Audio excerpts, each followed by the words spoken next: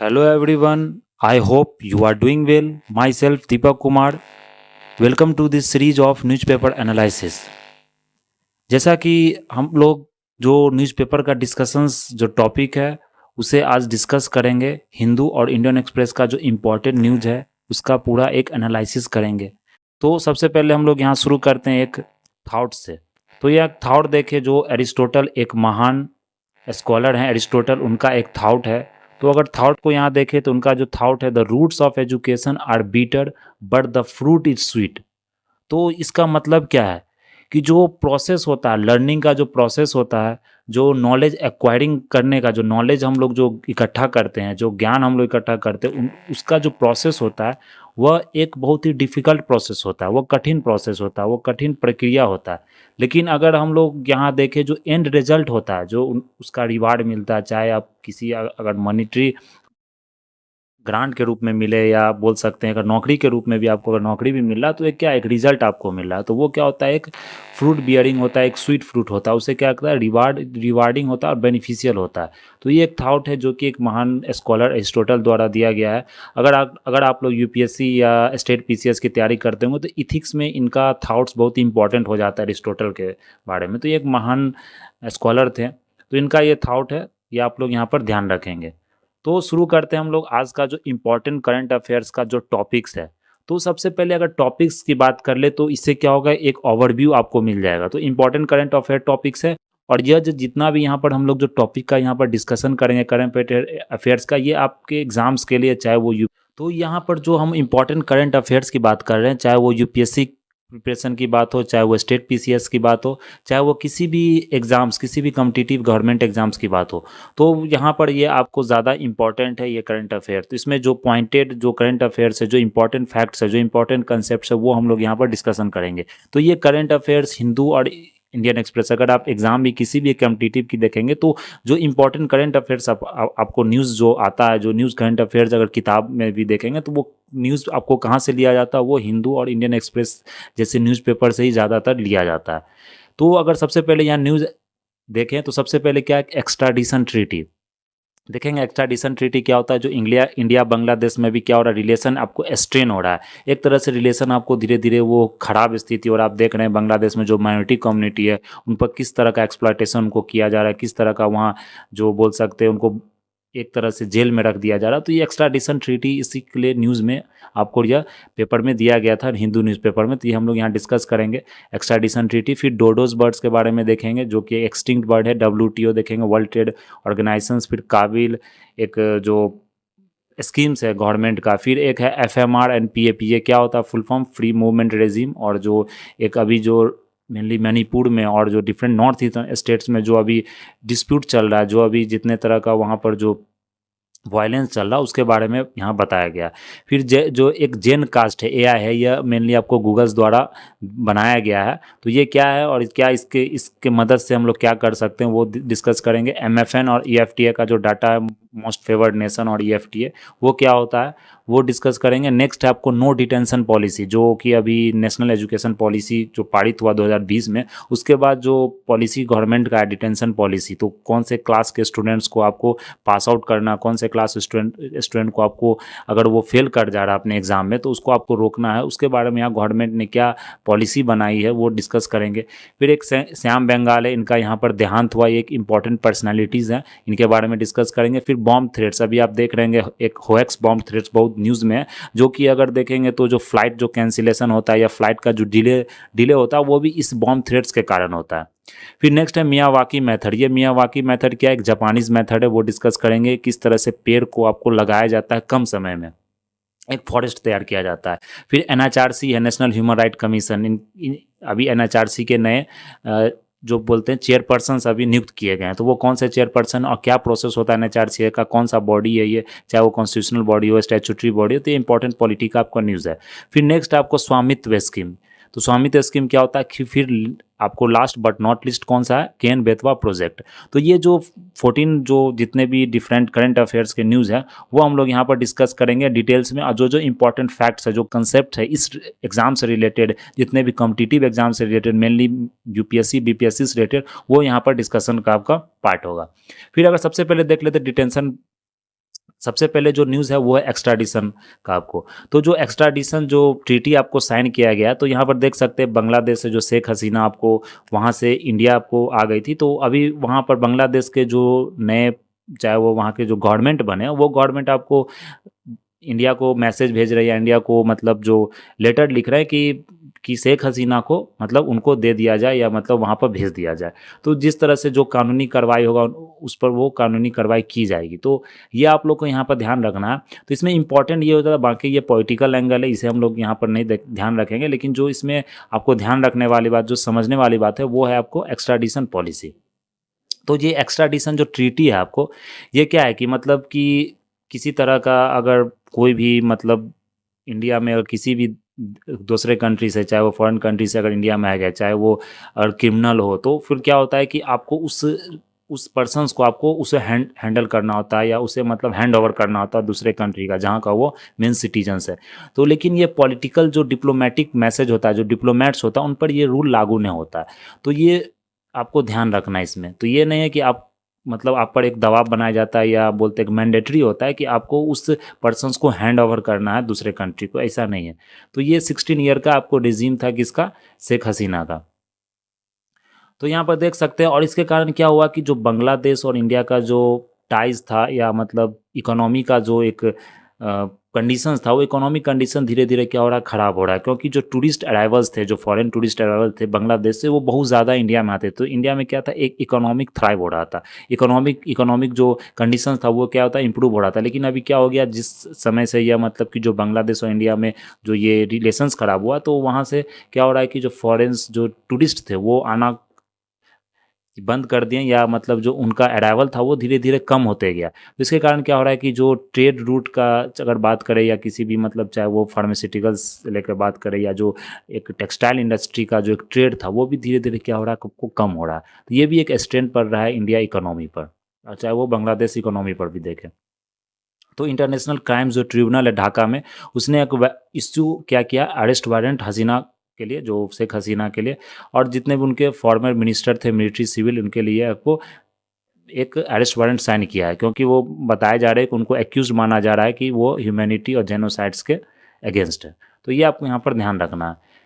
फिर तो ये, लेकिन इंडिया ने अभी मतलब रिफ्यूज किया एक्स्ट्राडिशन प्रोसेस को, क्योंकि पॉलिटिकल ऑफेंस में आ जाता है। तो यहाँ पर ये रूल में आपको नहीं दिया गया। तो ये मेनली आपको इतना ही ध्यान रखना, इसमें कोई आपको डिटेल में पूछा नहीं जाएगा कि क्या है। तो आप जानते हैं कि हिंदू, बुद्धिस्ट और क्रिश्चियंस जैसे जितने माइनॉरिटीज़ हैं, उनको उनका वहाँ पर क्या किया जा रहा है, चर्च आपको तोड़ दिया जा रहा है, आग लगा दिया जा रहा है, टेम्पल आपको तोड़ा जा रहा है। फिर इस्कॉन लीडर जो थे उनको अरेस्ट भी किया गया, जो चिन्मय कृष्णा दास जिनका नाम है। फिर ये मतलब कि बहुत सारे जो इन्वेस्टिगेशंस है, बहुत सारे जो मतलब जेनोसाइड्स का जो एक्यूजेशन है, वो आपको लगाया जा रहा है मेनली हसीना गवर्नमेंट पर।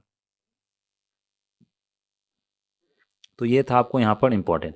फिर नेक्स्ट आपको जो पॉलिटिकल ऑफेंस, सेम ही न्यूज़ है, अगर इसे आप पढ़ना चाहें तो ये इजी वर्ड में दिया गया है। यहाँ देख सकते हैं ये जो ट्रीटी आपको साइन हुआ था, तो ये ट्रीटी के बारे में दिया गया। एक्स्ट्राडिशन ट्रीटी कब साइन हुआ था, 2013 में साइन हुआ था। बहुत सारे सेवरन इंडियंस और बंगाल फ्यूजिटिव्स, उस समय क्या थे, बंगाल के बहुत सारे मतलब जो बांग्लादेश के बहुत सारे जो फ्यूजिटिव्स थे वहाँ से, जो जिसको भगोड़ा बोला जाता, वो इंडिया में आके हाइड कर जाते थे। इसलिए ट्रीटी आपको साइन हुआ था। फिर अगर यहाँ पर देखें तो अमेंडमेंट भी किया गया था आर्टिकल 10 क्लाउज 3 में, ट्रीटी में। तो उसमें बताया गया था कि एक्स्ट्राडिशन दिया जाएगा, लेकिन किसी तरह का एविडेंसेस गवर्नमेंट प्रोवाइड भी करा सकती है, नहीं भी करा सकती है। तो अगर अरेस्ट वारंट भी इशू होगा तो कोई कॉम्पिटेंट कोर्ट द्वारा, ऐसा नहीं कि कोई वहाँ का डिस्ट्रिक्ट कोर्ट है वो अरेस्ट वारंट इशू कर दिया तो वो जाके आपको यहाँ से पर्सन्स को आप हैंड ओवर किया, वो नहीं है। मतलब कोई कॉम्पिटेंट कोर्ट होना चाहिए, इंटरनेशनल कोर्ट हो गया, चाहे वहाँ का जो मेनली सुप्रीम कोर्ट हो गया, जो एपेक्स कोर्ट हो गया, उसके द्वारा ये आपको अरेस्ट वारंट इशू होना चाहिए। तो ये आपको यहाँ पर ध्यान रखना है। फिर नेक्स्ट जो न्यूज है, Kashmiri artisans give wings to the dodo. तो कश्मीरी ने एक आर्टिस्ट ने बनाया वहाँ पर डोडो का पूरा, ये जो आप देख सकते हैं। तो ये मतलब जो प्रजाति है डोडो, ये क्या है, एक्सटिंक्ट हो गया। जो मतलब 1000 ईयर्स पहले ये क्या होगा, एक्सटिंक्ट हुआ। 6081 में ही देखा गया था, मतलब extinct in 6081 within 80 years of interaction with human exposure to depleting forest. तो डिप्लीटिंग फॉरेस्ट के कारण, जो डिफॉरेस्टेशन के कारण और ह्यूमन एक्सपोजर पॉल्यूशन के कारण क्या हुआ कि एक्सटिंक्ट हो गई, जो पक्षी थी आपको एक्सटिंक्ट हो गए। तो यहाँ डोडो न्यूज़ में इसलिए डोडो के बारे में देख लेते हैं, क्योंकि ये एक इकोलॉजी का इंपॉर्टेंट न्यूज़ हो जाता है। तो डोडो क्या एक्सटिंक्ट फ्लाइटलेस बर्ड है, ये फ्लाइटलेस है, ये उड़ नहीं पाती थी bird. That was endemic to the island of Mauritius. वहाँ से मतलब कि वहाँ की नेटिव था, ये जो बर्ड थी आपको नेटिव थी कहाँ की, मॉरिशियस की। जो कि east of Madagascar Indian ocean में आपको प्रेजेंट है। तो ये आपको यहाँ पर ध्यान रखना कौन से मतलब फैमिली से ये बिलोंग करती थी, आपको पिजन्स फैमिली से, डोप्स फैमिली से, जो बत्तख का फैमिली होता है वहाँ से ये बिलोंग करती थी। इसे मतलब निकोबार पिजन भी आपको बोला जाता है। तो इस तरह का आपको यहाँ पर ध्यान रखना। तो ये बर्ड अभी एक्सटिंक्ट है। तो इसी का कुछ मतलब आर्ट्स के फॉर्म में आपको तैयार किया जा रहा है। फिर नेक्स्ट है आपको गैट, जो वर्ल्ड ट्रेड ऑर्गेनाइजेशंस का जो गैटिफिकेशन अभी क्या हो रहा है कि जो इकोनॉमी, अगर आप अमेरिका की बात करें तो वहाँ ट्रंप का जो एक रूलिंग आया है, तो ट्रंप का जो वहाँ नियुक्ति हुआ या ट्रंप वहाँ पर चुने गए, तो उसके कारण अभी वर्ल्ड ट्रेड ऑर्गेनाइजेशन में कुछ चेंजेस देखने को मिल रहा है। उसी पर एक न्यूज़ मतलब यहाँ पर दिया गया है। तो ये इतना ज़्यादा इंपॉर्टेंट आर्टिकल नहीं, इसमें ज़्यादा इंपॉर्टेंट वर्ल्ड ट्रेड ऑर्गेनाइजेशन, क्योंकि यूपीएससी प्रीलिम्स के पॉइंट ऑफ व्यू से हम लोग ये डिस्कशन कर रहे हैं। तो वर्ल्ड ट्रेड ऑर्गेनाइजेशन क्या है ये हम लोग यहाँ पर देख लेते हैं। तो वर्ल्ड ट्रेड ऑर्गेनाइजेशन क्या है? एक मल्टीलैटरल ऑर्गेनाइजेशन है जो कि इंटरनेशनल ट्रेड को क्या करता है? रेगुलेट करता है। तो ये रेगुलेट करता है, प्रमोट्स करता है फ्री ट्रेड्स को, इंटरनेशनल कॉमर्स को, प्रोड्यूसर्स को हेल्प करता है, एक्सपोर्टर्स को भी हेल्प करता है, बिजनेस को भी कंडक्ट करता है। तो ये डिफरेंट गवर्नमेंट्स क्या करती है? ट्रेड को यहाँ नेगोशिएट करती है। कोई भी अगर डिस्प्यूट होता है तो वर्ल्ड ट्रेड ऑर्गेनाइजेशन डिस्प्यूट को क्या करती है? यहाँ पर रिजॉल्व करती है। तो वर्ल्ड ट्रेड ऑर्गेनाइजेशन क्या कर रहा है यहाँ पर? ट्रेड एग्रीमेंट्स को, मतलब कि जो ट्रेड एग्रीमेंट्स है उसको किसी तरह से रिड्यूस करना, या मतलब जो रेस्ट्रिक्शंस है ट्रेड का उसको हटाना, कोई तरीका का जो टैरिफ अगर लगाया जा रहा है या कोटा लगाया जा रहा है, अगर मतलब जितना वहाँ पर बताएगा उससे ज़्यादा लगाएगा, इसमें वर्ल्ड ट्रेड ऑर्गेनाइजेशन क्या करती है? आपको काम करती है। तो ये वाइड रेंज ऑफ इशू यहाँ पर गुड्स, सर्विसेज, इंटेलेक्चुअल प्रॉपर्टी सब इसमें कवर होता है। तो अगर देखें तो ये प्रोहिबिट्स भी करती है जो डिस्क्रिमिनेटिव प्रैक्टिस होता है किसी भी ट्रेडिंग को लेकर, नेशनल सिक्योरिटी, सिग्निफिकेंट ऑब्जेक्टिव्स, ये सब आपको यहाँ पर ध्यान रखना पड़ेगा। अगर हिस्ट्री की बात करें, वर्ल्ड ट्रेड ऑर्गेनाइजेशन का गठन कब हुआ था, तो इट वाज एस्टैब्लिश्ड, जो एस्टैब्लिशमेंट हुआ था 1995 में हुआ था। हेडक्वार्टर याद रखना, ये सबसे ज़्यादा इंपॉर्टेंट था, जेनेवा स्विट्जरलैंड में। तो मैक्सिमम अगर देखें तो यूएन बॉडी का हेडक्वार्टर जेनेवा स्विट्जरलैंड में होता है। बाकी बहुत जगह हेडक्वार्टर है, चाहे वो वाशिंगटन हो, चाहे वो यूएस हो, यूएन का। लेकिन यूएन का ज़्यादा अगर बॉडी का देखें तो हेडक्वार्टर आपको स्विट्जरलैंड जेनेवा में ही रहता है। तो इसका फॉर्मेशन आपको वर्ल्ड वार 2 के बाद हुआ था, जो कि आपको किसके एग्रीमेंट्स के थ्रू किया गया था? General agreements on trade and tariffs, GATT के, इसलिए इसे गैटिफिकेशन बोला जाता है। तो अभी करंटली अगर देखें 164 मेंबर्स है, 23 ऑब्जर्वर्स है। इंडिया जो मेंबर्स कब बना था? 1995 में बना था। तो ध्यान रखना 1995 में ये आपको एस्टैब्लिश्ड भी हुआ था। 1995 में इंडिया भी एक फाउंडिंग मेंबर्स था। तो फाउंडिंग मेंबर्स के रूप में हम इंडिया को जान सकते हैं। फिर अगर नेक्स्ट देखें, MFN, most forward favoured nation होता है। तो एक मोस्ट फेवर्ड नेशन का क्या हुआ कि जो स्विट्जरलैंड जो क्या किया? सस्पेंड कर दिया इंडिया को। मतलब अभी सस्पेंड नहीं किया, एक डिसीजन लिया जा रहा है कि इंडिया को मोस्ट फेवर्ड नेशन से आपको सस्पेंड किया जा मतलब जाना चाहिए, जो कि एक डबल टैक्सेशन अवॉइडेंस एग्रीमेंट में आता है। तो यहाँ पर अगर देखें तो कोई किसी तरह का रेटिफिकेशन, इम्प्लीमेंटेशन आपको साइन नहीं हुआ है। तो इसमें इंपॉर्टेंट यह हो जाता है कि मोस्ट फेवर्ड नेशन का जो अगर किसी भी कंट्री को दिया जाता है, जैसे हम लोगों ने मोस्ट फेवर्ड नेशंस की बात करें तो जैसे पाकिस्तान था, तो पाकिस्तान को भी हम लोग ने उससे अलग कर दिया। क्या होता है? मोस्ट फेवर्ड नेशन में आप एक टैक्स रिबेट देते हैं, मतलब जैसे कोई प्रोडक्ट आप इंपोर्ट कर रहे हैं या एक्सपोर्ट कर रहे हैं, तो उस कंट्री का जो एक डेवलपिंग कंट्री होता है या लीस्ट डेवलप कंट्री होता है, तो उस तरह से आप उसे कस्टम ड्यूटीज़ पर नहीं लगाते। तो ये एक मोस्ट फेवर्ड नेशंस का मतलब एक बोल सकते हैं एक प्रिफरेंशियल ट्रीटमेंट दिया जाता है। तो इसमें क्या होगा कि जो स्विस इन्वेस्टमेंट जो इंडिया में, तो हो सकता है कि इंडिया कंपनी जो वहाँ पर आपको फॉरेन में सेटअप है उसके ज़्यादा टैक्स आपको लिया जाएगा। कोई भी अगर स्विट्जरलैंड का कोई भी पॉपुलेशन अगर किसी चीज़ को इंपोर्ट कर रहा है इंडिया से, तो उस पर हो सकता है कि आपको ज़्यादा टैक्स लगे, तो इंडिया इकोनॉमी को एक प्रभाव पड़ सकता है, एक इम्पैक्ट पड़ सकता है। फिर अगर यहाँ पर देखें, India and the 4 nation European free trade association EFTA, तो ये साइन किया गया था पैक्ट, जिसे हम लोग TPA बोलते हैं, trade and economic partnership agreement. ये मार्च में हुआ था। इसके मेंबर्स कौन कौन है? Iceland, Liechtenstein, Norway and Switzerland. ये ध्यान रखना, ये पूछा भी गया था कौन कौन से मेंबर है EFTA के? Iceland, Liechtenstein, Norway and Switzerland. तो ये एग्रीमेंट आपको साइन हुआ था, लेकिन एग्रीमेंट अभी तक इंप्लीमेंट नहीं हुआ, ये आपको यहाँ पर ध्यान रखना। तो इतना ही इसमें इंपॉर्टेंट था। नेक्स्ट देखें तो गूगल का जो जेन कास्ट है, गूगल ने लॉन्च किया। ये पूछा जा सकता है एग्जाम में कि gen cast recently seen in news launched by Google. तो गूगल द्वारा ये लॉन्च किया गया। इसका वर्क क्या हो सकता है कि वेदर को एक एक्यूरेसी के तौर पर ये प्रेडिक्ट कर सकता है। मतलब जैसे आज के समय में हर एक चीज़ में आप देखेंगे, हर एक मतलब फील्ड में एक AI का यूज हो रहा है। तो AI का यूज से क्या होगा कि जो वेदर का फॉरकास्टिंग है वो आपको बेटर तरीके से यहाँ पर मेजरमेंट हो सकता है। आपको किसी तरह का डिले देखने को नहीं मिलेगा। कुछ दिन एडवांस में ही आपको क्या कर दिया जाएगा? प्रेडिक्ट कर दिया है, क्योंकि एक्यूरेसी आपको ज़्यादा होता है, ट्रांसपेरेंसी, एक्यूरेसी होता है वेदर को प्रेडिक्ट करने में। तो गूगल्स का जो जेन कास्ट AI है उसका क्या यूज है? वेदर को प्रेडिक्ट करने में। ये आपको यहाँ पर ध्यान रखना है। फिर नेक्स्ट देखते हैं मियावाकी के बारे में। मियावाकी फॉरेस्ट क्या होता है? अब मियावाकी क्या है? एक जापानीज जो साइंटिस्ट थे, सबसे पहले हम लोग यहाँ देख लेते हैं मियावाकी क्या। एक जापानी साइंटिस्ट थे, उनका नाम था, बोटानिस्ट थे वो, अकीरा मियावाकी, इन्हीं के नाम से ये मियावाकी फॉरेस्ट पड़ा है। तो ये मेथड्स क्या कर रहा है कि आपको planting 2 to 4 different types of indigenous tree with every square metre. तो क्या होता है, जैसे इस तरह का आप यहाँ फिगर देख सकते हैं, तो क्या होता है कि पहले जो ग्राउंड को सर्वे किया जाता है, ग्राउंड को पूरी तरह से आपको सर्वे करके देखा जाता है कि इस ग्राउंड पर कौन कौन से इंडिजिनस प्लांट यहाँ पर लगे हुए थे। जैसे कोई भी ग्राउंड आपको पूरा बैरन हो गया, पूरी तरह से वो, उस पर किसी तरह का पेड़ पौधा नहीं है, बंजर हो गया, तो उससे पहले देखा जाता है कि वहाँ पर कौन कौन से इंडिजिनस फॉरेस्ट हुआ है। फिर उसके सीड्स को वहाँ पर लगाया जाता है, उस सीड्स को आपको अलग से सैपलिंग में प्लांट किया जाता है, फिर उस गार्डन से अलग प्लांट करके फिर उसे उगा के वहाँ पर उसे लगाया जाता है। तो ये पूरा एक प्रोसेस होता है, लेकिन ये प्रोसेस क्या होता है, आपको धीरे धीरे एक इंडिजिनस मेथड से, एक ऑर्गेनिक खाद के यूज़ से लगाया, ऐसा नहीं कि केमिकल के यूज़ से इसे अपनाया जाता है।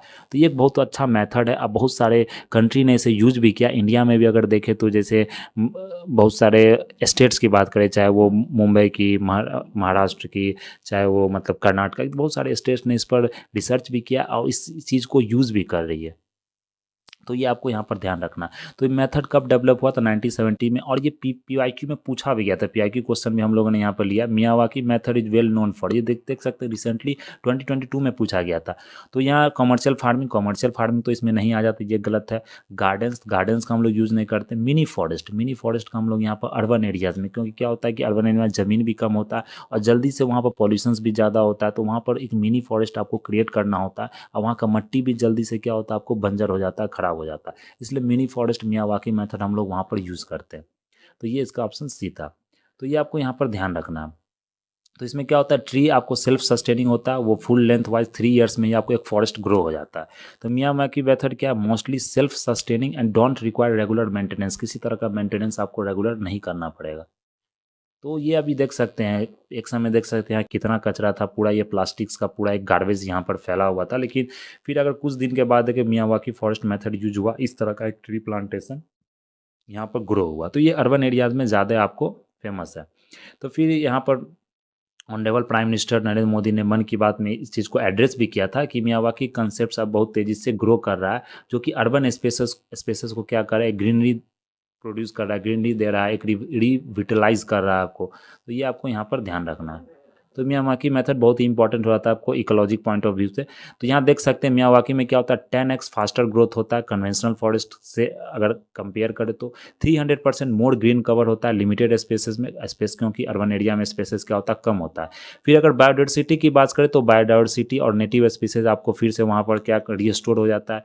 फिर वहाँ अर्बन का जो हीट है, वहाँ पर जो आप जानते हैं कि हीट आइलैंड के रूप में हो जाता है, अगर गर्मी के समय में देखें तो बहुत ज़्यादा हीट वहाँ पर कैप्चर हो जाता है। तो ये एक मतलब एक कूलिंग इफेक्ट आपको प्रोड्यूस करता है। कूलिंग टेम्परेचर को क्या करता है, कूल करता है सिटी के टेम्परेचर को। फिर एयर क्वालिटी को भी आपको इंप्रूव करता है। यहाँ पर अगर देखें तो किसी भी एक्वाई लेवल अभी दिल्ली में बहुत ज़्यादा हो रहा था, एक मियावाकी फॉरेस्ट मेथड अगर आप यूज़ कर रहे हैं तो क्या होगा कि एयर क्वालिटी को भी क्या करेगा, ये इंडेक्स को कम करेगा और एयर इंप्रूव करेगा एयर क्वालिटी को। तो ये आपको यहाँ पर ध्यान रखना है।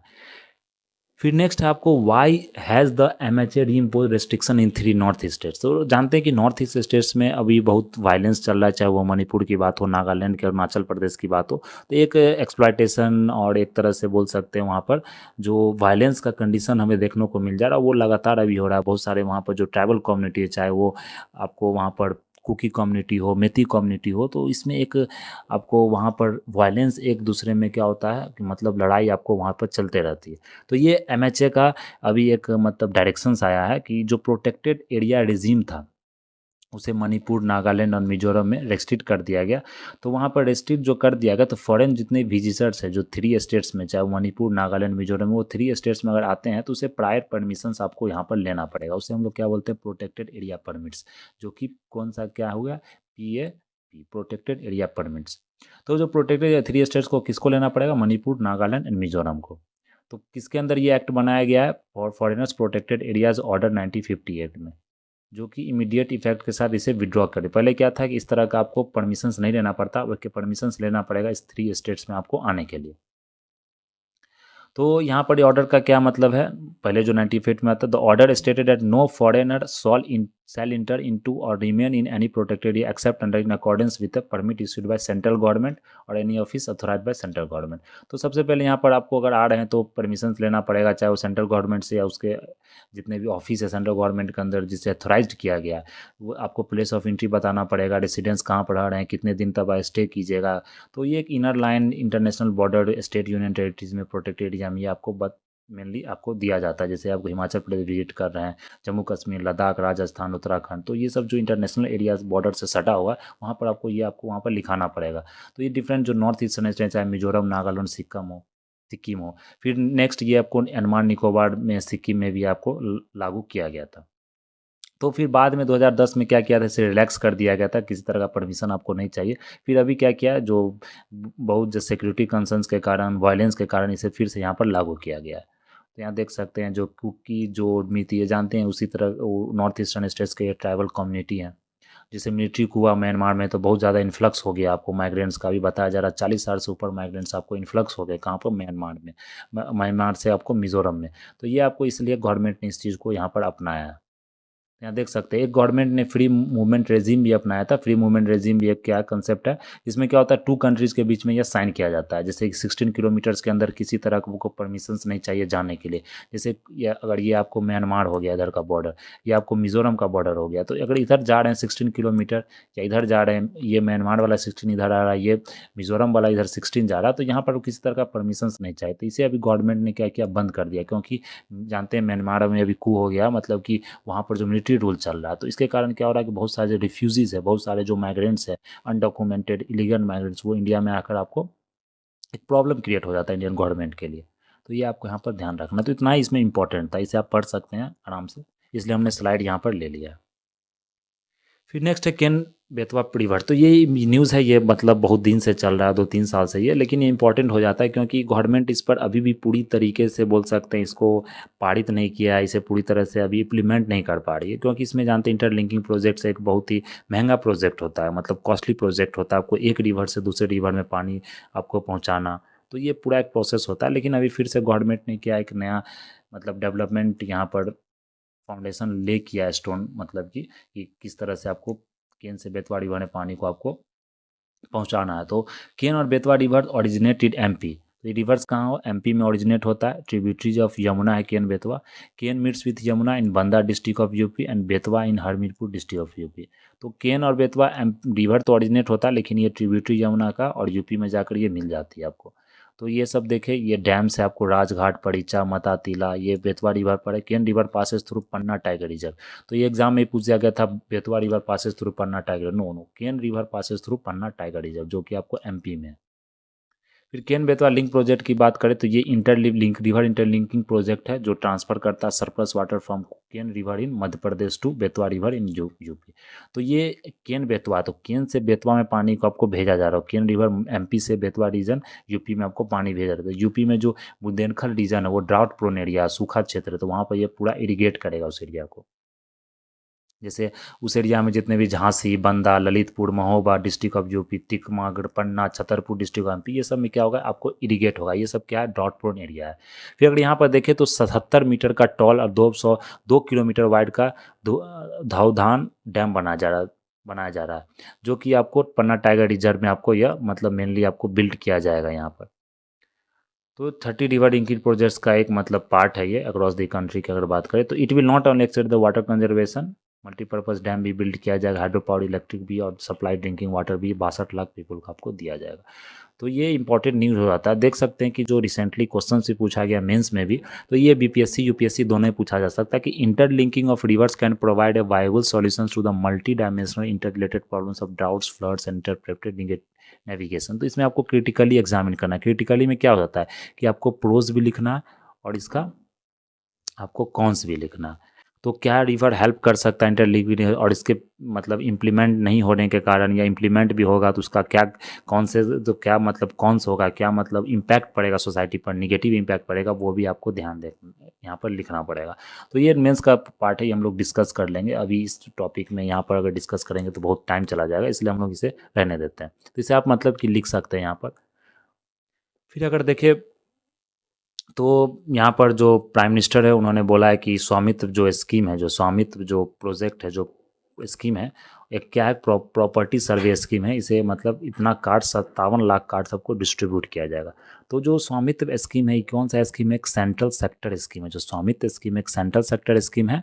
तो इसमें क्या किया जा रहा है, आपको जो रिकॉर्ड्स है, मतलब यहाँ पर जो रिकॉर्ड ऑफ राइट्स है, ओनर का जो राइट्स है, जैसे आप अपना एक घर है तो उस घर को आप क्या कर रहे हैं, यहाँ पर एक रिकॉर्ड्स आपको यहाँ पर दिया जा रहा है घर का। तो रिकॉर्ड्स आपको डिजिटली एक रिकॉर्ड्स आपका दिया। इससे रिकॉर्ड से क्या होगा कि आपको इजीली लोन मिल जाएगा, इजीली आपको मतलब रिकॉग्नाइज किया जाएगा, उसका जो टाइटल आपको दिया जाएगा, जो आपका नाम पर ये घर है। तो ये आपको विलेजेस एरिया में आपको इशू किया जा रहा है, मेनली एक रूरल गवर्नमेंट बोल सकते हैं। तो ये पंचायती राज मिनिस्टर के अंदर में है। तो ये आपको यहाँ पर ध्यान रखना है। नेक्स्ट इसमें क्या है कि मतलब जो स्वामित्व प्रॉपर्टी सर्वे मैपिंग स्कीम है, ये प्राइम मिनिस्टर द्वारा लॉन्च किया गया था। लॉन्च डे भी याद रखना, पंचायती राज डे। पंचायती राज डे कब होता है, ये सबसे इंपॉर्टेंट डेट है। अब 24 अप्रैल 2020 यूपीपीसीएस हो गया या बीपीएससी हो गया, इसमें इस तरह का डेट आपको पूछा जाता है, जो इंपॉर्टेंट डेट्स होता है। अगर इसी साल का यूपीपीसीएस का क्वेश्चन देखें तो बहुत सारे डेट्स क्रोनोलॉजिकल ऑर्डर में पूछा गया था, चाहे वेटलैंड्स डे हो, चाहे पंचायती राज डे हो, चाहे वर्ल्ड हेरिटेज डे डेट हो। तो अगर देखें तो अप्रैल 24 को 2020 को लागू किया गया था। तो अभी बताया जा रहा है कि 2 करोड़ से ऊपर प्रॉपर्टी कार्ड्स आपको इशू कर दिया गया। तो यहाँ पर अगर देखें तो बहुत सारे स्टेट ने इसे इम्प्लीमेंट भी कर दिया है। गवर्नमेंट का इस एम है कि कम से कम पूरे कंट्री 2025-26 तक पूरे कंट्री में यह स्कीम इम्प्लीमेंट हो जाए। फिर अगर पंचायती राज मिनिस्ट्री के अंदर है, वो हम लोग ने डिस्कस कर लिया।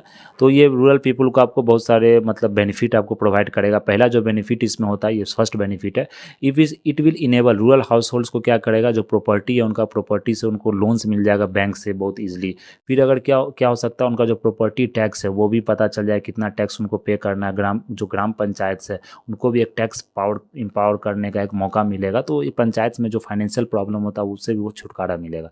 फिर थर्ड नंबर की बात करें तो लिक्विडिटी, जो लैंड पार्सल्स का जो लिक्विडिटी है मार्केट में या फाइनेंशियल क्रेडिटेबिलिटी है जो विलेज का, वो मिल जाएगा। फिर अगर देखें तो यहाँ पर एक्यूरेट लैंड रिकॉर्ड्स भी आपको रूरल प्लानिंग करने में भी क्या होगा, गवर्नमेंट को एक हेल्प मिलेगा कि कितने गाँव में कितने घर हैं, कैसे कैसे रोड बनाया जाए, कैसे कैसे नाली बनाया जाए। तो इस तरह का एक गवर्नमेंट को भी आपको यहाँ हेल्प मिलेगा। फिर 6 नंबर देखें यहाँ पर, तो जितने प्रॉपर्टी रिकॉर्ड्स हैं, मैप्स है, वो ग्राम पंचायत को अवेलेबल होगा, जो कि एक टैक्सेशन, विलेजेस, कंस्ट्रक्शन परमिट्स और इल्मेशन इंक्रोचमेंट में आपको हेल्प करेगा। तो आप ये ज़मीन में ऐसे नहीं कर सकते कि मेरा ज़मीन आगे तक है, क्योंकि गाँव में एक चीज़ ये प्रॉब्लम भी हो जाता है कभी कभी, जो नाली बनाने आते हैं या किस तरह का रोड कंस्ट्रक्शन आते हैं, तो वहाँ पर एक होता है कि एक मतलब एक झगड़ा का माहौल बन जाता है कि मतलब वो मेरा ज़मीन है, वो मेरा ही मतलब है। तो एक अगर आपका स्वामित्व स्कीम के थ्रू अगर आपका ये बन जा रहा है तो आप उसे मतलब इंक्रोच नहीं कर सकते हैं किसी तरह से।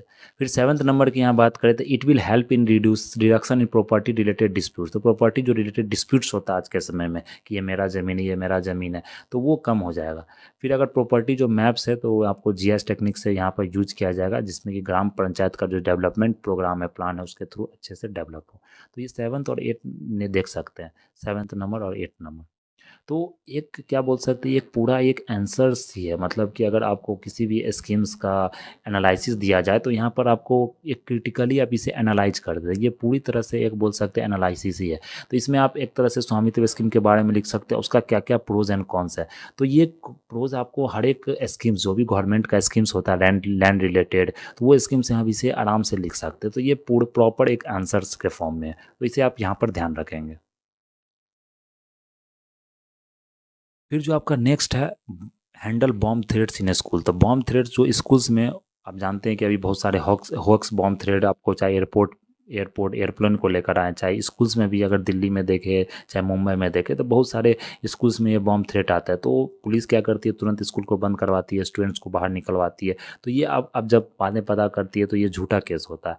तो ये झूठा केस को हैंडल करने के लिए किसी तरह का एक पैनिक सिचुएशन क्रिएट ना हो स्कूल्स कंपाउंड में या टीचर्स के अमॉन्ग, स्टूडेंट्स के अमॉन्ग, तो उसे मतलब सही करने के लिए गवर्नमेंट आपको टीचर्स, गवर्नमेंट की एक मीटिंग करवा रही है, एक अवेयरनेस फैलाना पड़ रहा है पुलिस डिपार्टमेंट को कि किस तरह से आप इसे हैंडल करें टीचर्स को। तो यहाँ देख सकते हैं बहुत सारे मतलब टीचर्स को बुलाया गया, उन्हें पूरी तरह से ट्रेंड कराया जा रहा है कि आपके किस तरह से इस चीज़ को आप हैंडल करें। और गवर्नमेंट ने इस पर रूल्स भी अभी लेकर आया है कि अगर उस तरह से, और ये मतलब छोटे छोटे अगर स्टूडेंट्स ही करते हैं, या मतलब छोटे जो बोल सकते हैं ज़्यादा नाबालिग ही लड़के होते हैं, मतलब वही सब आपको इस तरह का जो काम है, इस तरह का मतलब एक र्यूमर फैलाना, एक एक मतलब सोचा समझा साजिश बोल सकते हैं, एक र्यूमर फैलाना, चाहे वो इंस्टाग्राम के थ्रू हो, चाहे वो कोई भी सोशल मीडिया साइट्स के थ्रू हो। तो एक आज के समय जो फेमस होने के थ्रू, तो बोल सकते हैं कि नॉलेज यहाँ पर क्या है, एक मिसयूज़ करना।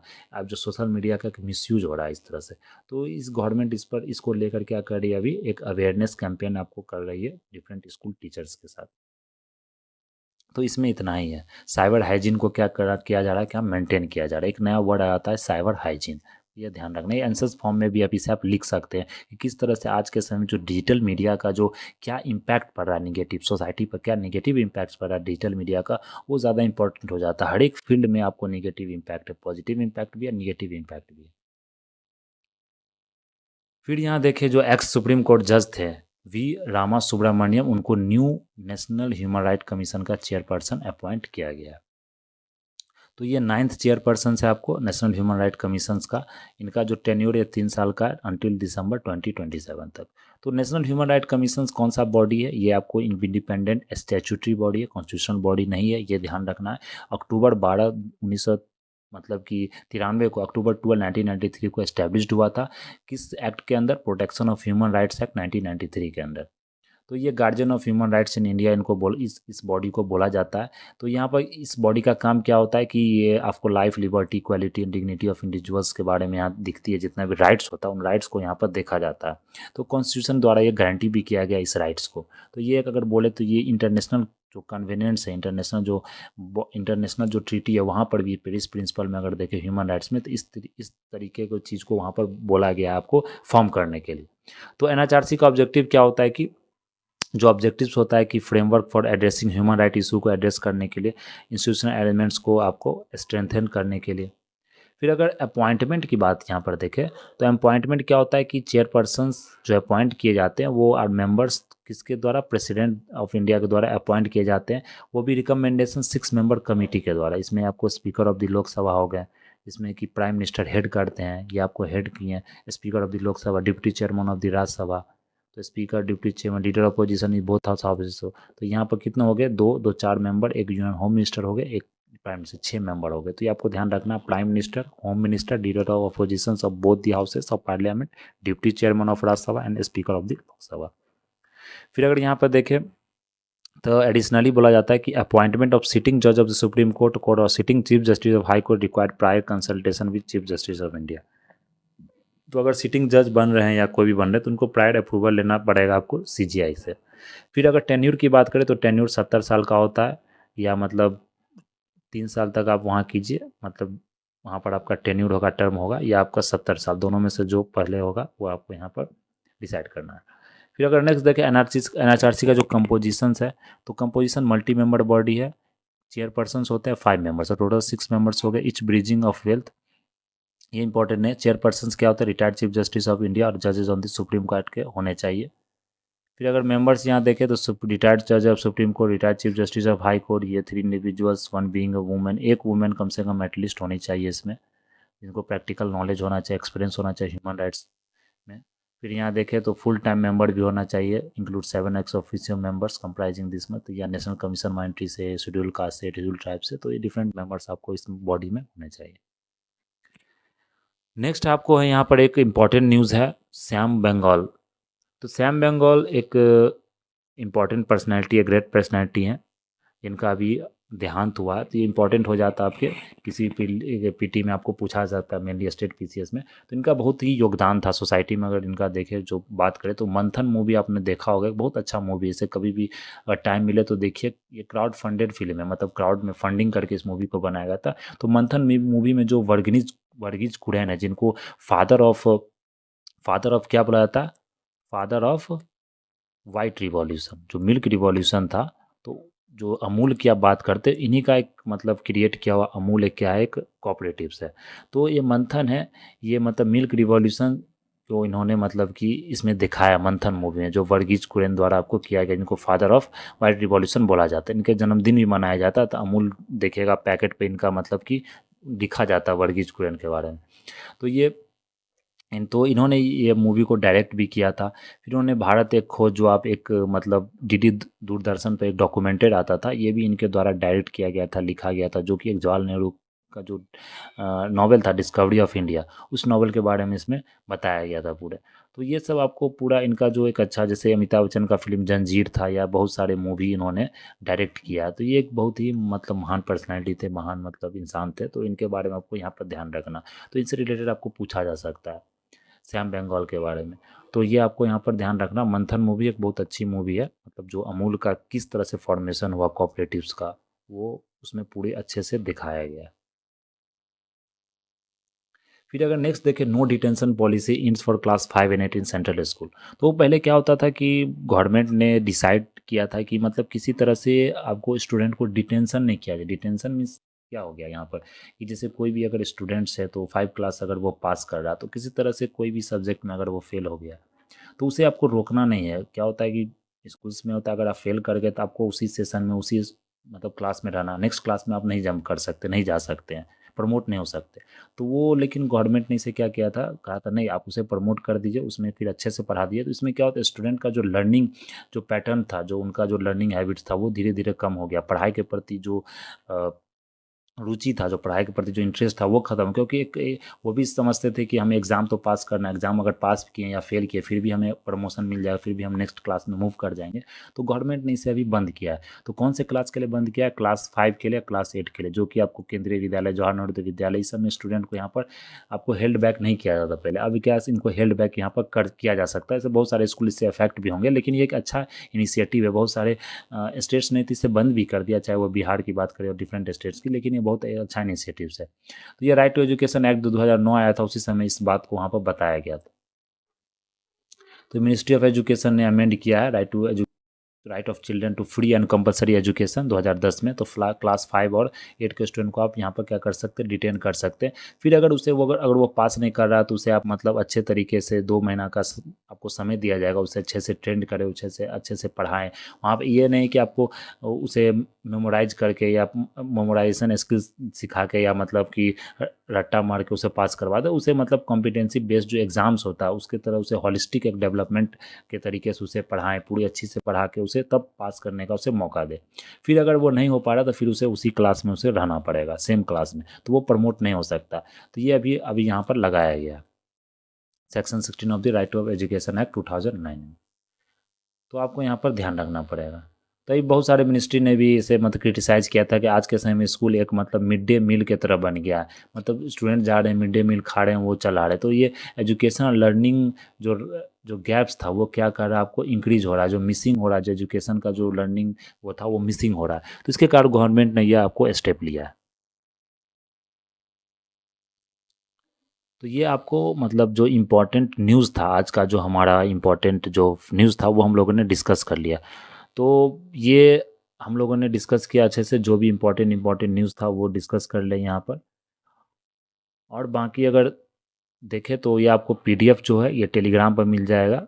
टेलीग्राम अगर चैनल की हम लोग यहाँ बात करें, तो ये क्वालिटी जीएस क्लासेस है, जो कि आपको टेलीग्राम चैनल है, यहाँ पर ये पीडीएफ मिल जाएगा। और इससे ज़्यादा आपको पढ़ने की भी ज़रूरत नहीं है, क्योंकि ये दोनों न्यूज़, चाहे वो हिंदू हो, इंडियन एक्सप्रेस हो, दोनों को हम लोगों ने यहाँ पर अच्छे से कवर किया है। तो इसे आप टेलीग्राम चैनल पर ज्वाइन कर सकते हैं और वहाँ से पीडीएफ ले सकते हैं। और जो जो इम्पोर्टेंट यहाँ पर जो इम्पोर्टेंट, जैसे क्या होता है कि इंडियन एक्सप्रेस और हिंदू में आप एक्सप्लेन पेज आने लगा, तो एक्सप्लेन पेज में आप अलग से इसे कटिंग करके आप नहीं डाल सकते। इसलिए मैं क्या करता हूँ, वहीं से कट करके इसे आपको सामने यहाँ पर पीडीएफ पर पेस्ट कर देता हूँ। तो यहाँ से पढ़ने में क्या होगा, आपको आसानी होगी। मतलब कि जो जो इम्पोर्टेंट फैक्ट्स है, जो यहाँ पर इम्पोर्टेंट एग्जाम के लिए, उसी को मैं यहाँ हाईलाइट करके आपको डिस्कस करवाता हूँ। तो ये इंपॉर्टेंट हो जाता है आपके एग्जाम पॉइंट ऑफ व्यू से। तो ये आपको यहाँ पर ध्यान रखना है। तो अगर यह लेक्चर आपको अच्छा लगा, तो इसे मतलब ज़्यादा से ज़्यादा शेयर करें, लाइक करें, सब्सक्राइब करें। तो आज के लिए इतना ही रहने देते हैं। That's all for today. Thank you very much.